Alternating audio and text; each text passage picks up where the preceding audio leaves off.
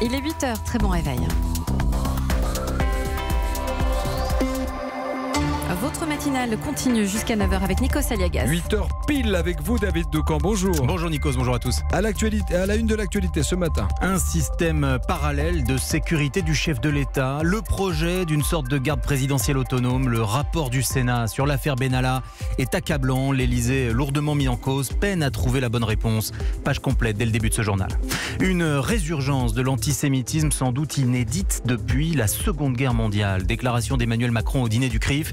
Il annonce une loi pour contrer la haine sur Internet. Et enfin, Nikos, vous êtes-vous déjà battu en duel au sabre laser ? C'est très sérieux, figurez-vous. La discipline est désormais reconnue comme un sport officiel. À 8h12, Vincent Herouette, Vladimir Poutine menace de déployer ses nouveaux missiles contre l'Occident. Il nous dira pourquoi. Et à 8h15, pour lui, l'affaire Benalla est un mensonge d'État en bande organisée. Audrey Crespo-Mara recevra Benoît Hamon. Europe 1. Commençons ce journal par une archive. Le président de la République était le 6 novembre dernier notre invité sur Europe 1. Écoutez ce qu'Emmanuel Macron déclarait à l'époque sur l'affaire Benalla. Tout ça, ce sont des faits graves, mais 1, l'Élysée n'a rien caché. 2, il n'est pas intervenu sur demande de l'Élysée dans une manifestation. Il n'y a pas de milice de l'Élysée, c'est faux. 3, il n'y a jamais eu de sécurité privée ou de milice privée à l'Élysée. Sauf que c'est précisément le reproche du rapport de la commission d'enquête du Sénat. Bonjour Alain Acco. Bonjour. Vous êtes le chef du service police-justice d'Europe 1. Les sénateurs dénoncent la place excessive prise par Alexandre Benalla dans la sécurité du président de la République. Et puis il y a ce projet. L'ancien chargé de mission voulait créer une sorte de garde présidentielle totalement autonome. Oui, une sorte de secret service à la française. Le secret service, c'est l'agence qui assure la protection du président américain. Une agence fédérale, très puissante, quasi indépendante.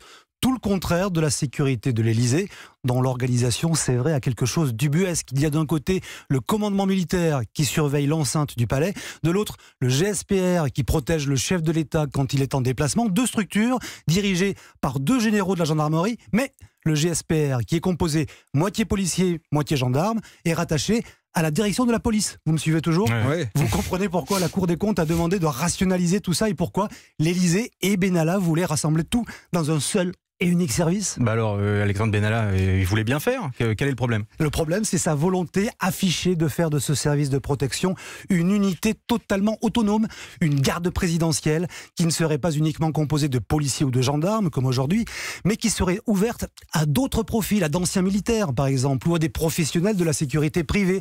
Les sénateurs considèrent, eux, qu'il ne faut surtout pas rompre le lien entre la sécurité du chef de l'État et le ministère de l'Intérieur. Ils soulignent d'ailleurs dans leur rapport que les responsables de l'Élysée, entendus par la Commission, ont fermement démenti tout projet dans ce sens, toute volonté, je cite, de créer une milice barbouzarde, une garde prétorienne. Tout ceci ne serait qu'un fantasme. Reste que ce projet explosif a suscité beaucoup d'inquiétudes et de rancœur dans la police, et tout porte à croire que c'est ce projet qui a suscité des fuites dans la presse et finalement provoqué la chute d'Alexandre Benalla. Merci à vous Alain Acco pour ces informations. Et ce rapport, David, met l'Élysée dans une position délicate sur le plan politique. Oui, même impossible. Il y a Benalla, il y a les accusations de parjure sur plusieurs hauts responsables du palais. Bonjour Mickaël Darmon. Bonjour. La réaction de l'Élysée tarde à venir, comme si l'entourage du président était sonné. Oui, on accuse le coup à l'Élysée. Le Sénat a mené un coup politique, dit-on, en replaçant l'affaire au cœur du fonctionnement du palais, où on dit ne pas être dupe du tout de l'opération. Le fonctionnement de l'Élysée, il le savait, c'était la ligne d'enquête depuis le début des travaux, d'où cette conclusion. La sécurité du président a été mise en danger. Les intérêts stratégiques même ont pu être fragilisés par des influences étrangères à cause des contrats russes. Et le cœur de la machine élyséenne est mis en cause. N'ayant pas tout connu du rapport, le porte-parole du gouvernement s'en mêle des pinceaux, mais il existe, il faut le savoir, une autre analyse plus officieuse auprès du président. Alexandre Benalla a bien été un précieux soutien durant la campagne, mais il a échappé au contrôle. Sa proximité avec le président, le cloisonnement à l'époque des faits de la machine élyséenne a permis donc à Alexandre Benalla de profiter de tout ce qu'il a fait, de pouvoir donc s'organiser comme il le voulait, d'où la vaste restructuration au sein du palais qui a été lancée. Mais cette affaire continue de toucher l'équipe présidentielle. On comprend bien effectivement que pour l'Élysée, l'affaire Benalla, c'est un crash politique, parce qu'en fait, il a fait confiance à une personne, mais aujourd'hui, cette affaire empêche le président de montrer qu'il n'était pas un président comme les autres. Merci Michael Darmon. J'ajoute que l'hebdomadaire Valeurs Actuelles révèle qu'Alexandre Benalla a également signé un contrat de sécurité avec une société chinoise pour un montant de 7,2 millions d'euros. Il s'agit d'un groupe réputé proche de l'appareil d'État chinois. Les noms d'autres protagonistes pourraient apparaître dans ce dossier. Le discours du président de la République au dîner du CRIF hier soir. Oui, devant le Conseil représentatif des institutions juives de France, le chef de l'État a annoncé l'adoption prochaine d'une nouvelle définition de l'antisémitisme, prenant en compte l'antisionisme, même s'il a répété qu'il n'était pas question de rendre pénalement répréhensible la critique d'Israël. Plus généralement, Emmanuel Macron a qualifié la vague d'actes anti-juifs qui déferlent en France en ce moment. On l'écoute. Notre pays, comme d'ailleurs l'ensemble de l'Europe et la quasi-totalité des démocraties occidentales, est confronté à une résurgence de l'antisémitisme sans doute inédite depuis la Seconde Guerre mondiale. Face à cet inacceptable, il serait faux de dire que nous n'avons rien fait. Nous avons condamné beaucoup, adopté des plans souvent, depuis des années et des années, voté des lois parfois, mais nous n'avons pas su agir efficacement. Et si nous en sommes là aujourd'hui, c'est bien pour cela. Trop d'indignation.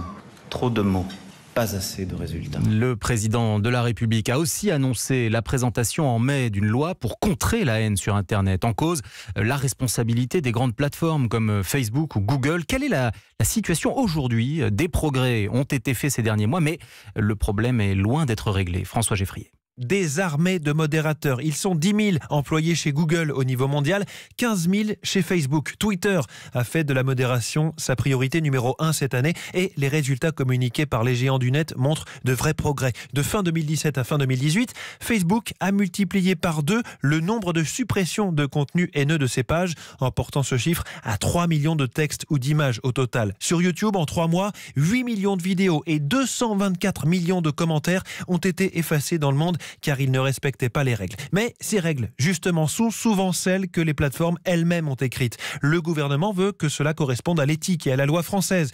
Il réclame plus de transparence. Il réfléchit à des sanctions si les contenus haineux ne sont pas retirés assez vite. Pour ça, les géants du net s'appuient de plus en plus sur la détection automatique, l'intelligence artificielle qui apprend à reconnaître ce qui peut poser problème. Ainsi, sur YouTube, 6 vidéos litigieuses sur 10 sont retirées avant même d'avoir été vues par des internautes.